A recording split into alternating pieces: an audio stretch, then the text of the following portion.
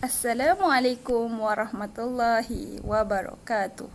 Nama saya Khairunisa binti Azmin, nombor matrik A177463. Dan pada hari ini saya akan membentangkan tentang tugasan artikel yang bertajuk Kedudukan Islam di Melaka dalam 4 era pemerintahan. Penulisan artikel ini bertujuan untuk menganalisis perkembangan Islam dalam 4 era iaitu pada zaman Kesultanan Melayu, Melaka, Portugis, Belanda dan juga British.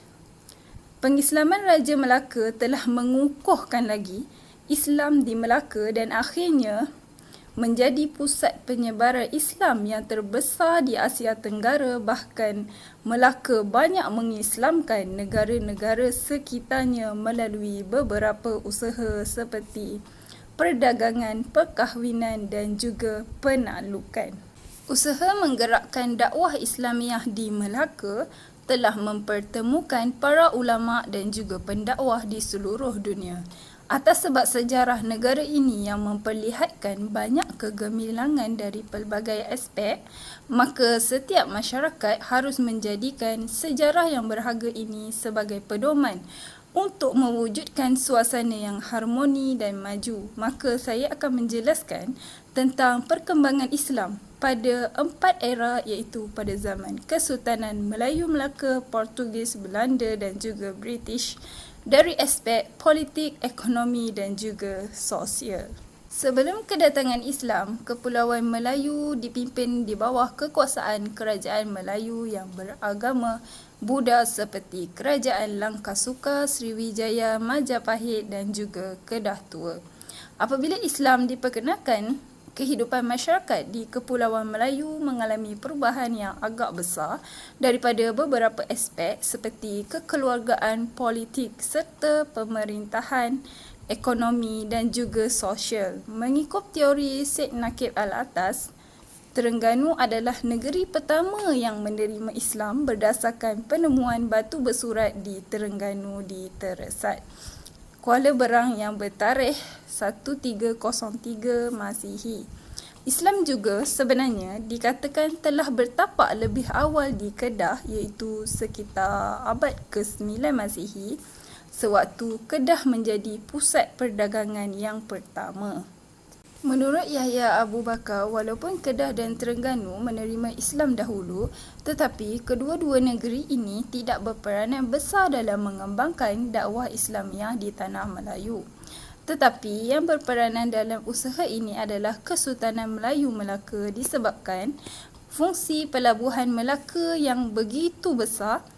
Dalam sejarah Melayu juga menegaskan bahawa pengislaman keseluruhan negeri Melaka itu bermula dengan pemerintah yang kemudiannya diikuti oleh pembesar dan seterusnya diikuti oleh rakyat jelata.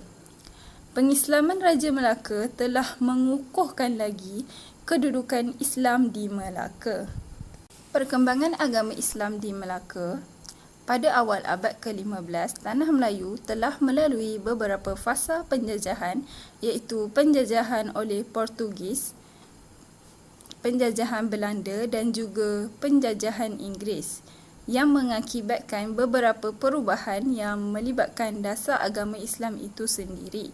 Penjajahan pertama yang dilakukan oleh Portugis pada tahun 1511 bukan sahaja kerana mahu menguasai laluan perdagangan dan kekayaan yang dimiliki oleh Kesultanan Melayu Melaka, bahkan mereka bermatlamat besar dalam mengembangkan agama Kristian dan menghapuskan Islam dari alam Melayu. Seterusnya, bagi mengembangkan agama Kristian di Melaka, pihak Portugis telah membawa masuk Paderi St. Francis Xavier bagi memudahkan usaha untuk menjadikan Melaka sebagai pusat perkembangan agama Kristian di bahagian timur. Sekolah-sekolah yang menyediakan asas pembelajaran agama Kristian dibangunkan selain mendirikan gereja. Namun demikian, agama ini tidak mendapat sambutan dari orang Melayu dan hal ini jelas sekali terbukti bahawa orang Melayu sangat taat dengan ajaran Islam, bahkan penentangan demi penentangan daripada masyarakat Melayu terhadap Barat menyedarkan penjajah tentang kekuatan Islam yang sebati dalam diri orang Melayu dan sama sekali sukar untuk dipengaruhi. Pendekatan British yang penuh berhikmah ini telah berhasil membentuk pendekatan yang bersistematik bagi menguasai Islam dan orang Melayu. Pemikiran Raja-Raja Melayu ditawan dan diasuh mengikut rentak Barat kerana melalui usaha tersebut, setiap tindakan Raja-Raja Melayu akan berada di bawah pengaruh British. Segala pendapat dan nasihat yang dikemukakan dalam setiap aspek oleh residen British harus diperakui kecuali hal yang melibatkan agama Islam. Raja-raja telah berjanji untuk mengikut nasihat residen British dalam semua hal kecuali soal yang menyentuh agama Islam. Dakwah yang digunakan dalam menyebarkan Islam di Melaka. Yang pertama adalah dengan menonjolkan akhlak dan juga budi pekerti yang baik. Para pedagang Islam menunjukkan akhlak dan budi pekerti yang baik semasa berdagang. Yang kedua, menerapkan nilai hikmah dan juga mau'izah hasanah. Dan yang ketiga adalah melalui perkahwinan. Amalan perkahwinan pada era tersebut juga menjadi salah satu metod dakwah dalam menyebarkan Islam kerana ianya menghubungkan pembesar Melaka dengan pembesar-pembesar negeri lain. Dakwah Islamiah di Melaka pada dasarnya telah mengubah corak hidup rakyat Melaka ke arah corak hidup yang betul berlandaskan syariat Islam. Tambahan pula, aktiviti pengajian ilmu agama berkembang pesat pada waktu tersebut. Melaka turut menjadi pusat pengajian ilmu tasawuf, di samping itu masjid, madrasah dan juga surau dibina bagi tujuan mempelajari ilmu agama dan juga Al-Quran. Istana Melaka pula menjadi tempat bagi penyimpanan dan penterjemahan kitab-kitab Islam. Kemasukan kuasa Barat dan era penjajahan, iaitu penjajahan Melaka bermula pada tahun 1511 oleh Portugis selama 130 tahun sebelum Melaka ditakluki oleh Belanda pada tahun 1641. Belanda telah berjaya menawan Melaka selama 154 tahun sebelum digantikan pula dengan kuasa British. Pada tahun 1942, Jepun telah menjajah Melaka sebelum berjaya diambil semula oleh pemerintahan British setelah Jepun menyerah kalah pada tahun 1945. Penjajahan kuasa Barat di Tanah Melayu ternyata memberi kesan yang amat kritikal khususnya terhadap struktur sosioekonomi dan masyarakat Melayu di negeri Melayu.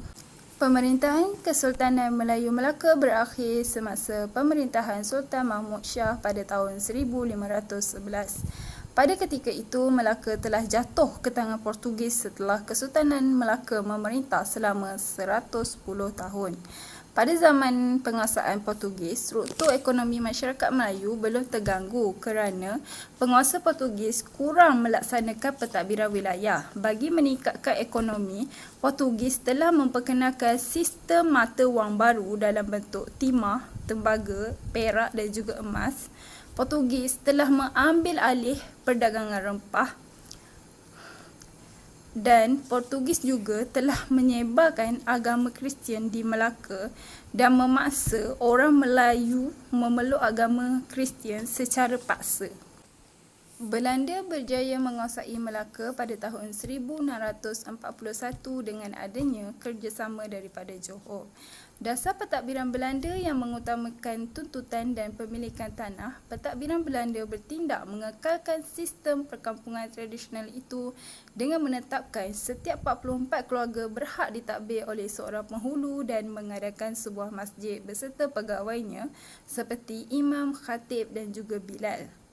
Manakala di kawasan perkampungan di pinggir pusat pentadbiran dan pedalaman, penghulu dipertanggungjawab dalam usaha pengeluaran dan mengutip cukai di kawasan masing-masing. Matlamat Belanda berbuat demikian adalah untuk meringankan kos dan urusan pentadbiran serta mengharapkan wujudnya keadaan yang aman dalam masyarakat Melayu. Pada permulaan penguasaan British di Melaka, dasar pengurusan wilayah dan percukaian adalah penerusan kepada amalan yang dilaksanakan oleh Belanda sebelumnya. Naning juga terus menyerahkan 400 gantang padi sebagai gantian kepada bayaran kutipan 1/10 hasil tuaian padi Naning pada tempoh awal penguasaan British. Peraturan pemilikan tanah dan juga percukaian yang dilaksanakan oleh kuasa kolonial barat adalah bagi tujuan mendapatkan hasil pendapatan untuk menampung kos pentadbiran mereka. Galakan daripada pihak penguasa Belanda juga tidak bersungguh-sungguh kerana lebih menumpukan perhatian kepada mendapatkan biji timah dan perdagangan masyarakat Melayu terus kekal menjalankan kegiatan pertanian sara diri seperti penanaman padi secara kecil-kecilan. Penjajahan oleh beberapa kuasa barat di tanah Melayu ini dalam tempoh yang lama telah meninggalkan kesan yang mendalam terhadap pola kegiatan ekonomi khususnya masyarakat Melayu di Melaka. Kesan ini boleh dilihat daripada beberapa aspek seperti aktiviti ekonomi orang Melayu tertumpu kepada sektor pertanian. Kegiatan utama orang Melayu terus tertumpu kepada tanaman padi sawah terutamanya dalam jumlah sedikit tanaman padi bukit. Kekalnya orang Melayu dalam pengerjaan tanaman padi bukan sahaja oleh faktor warisan dan juga keperluan sara diri, tetapi juga disebabkan oleh syarat yang terkandung dalam pegangan tanah adat. Perjalanan dakwah Islamiah di Melaka adalah berjaya secara keseluruhannya. Melaka telah muncul sebagai pusat penyebaran Islam yang pesat pada abad ke-15 dan juga 16. Kesan pemerintahan kolonial barat telah mengubah sosioekonomi masyarakat Melayu. Melaka dahulunya terkenal sebagai pelabuhan perdagangan rempah yang maju telah menarik minat kuasa Portugis, Belanda dan seterusnya British untuk menakluki dan menguasai ekonomi di Melaka. Dasar pecah dan perintah yang dilaksanakan oleh British telah menyebabkan wujudnya pengenalan kaum mengikut sektor ekonomi. Masyarakat Melayu dikekalkan sebagai petani miskin yang terlibat dalam penanaman padi untuk menjamin sumber makanan tidak terputus bagi kelangsungan hidup untuk semua kaum di Melaka termasuk pemodal Eropah. Layanan berat sebelah terhadap masyarakat Melayu oleh British telah mencambah perasaan nasionalisme Melayu untuk bangkit mendapatkan semula hak ekonomi sebagai penduduk asal di Melaka sekaligus mengubah corak ekonomi dualisme yang ditinggalkan oleh British. Sekian daripada saya, terima kasih.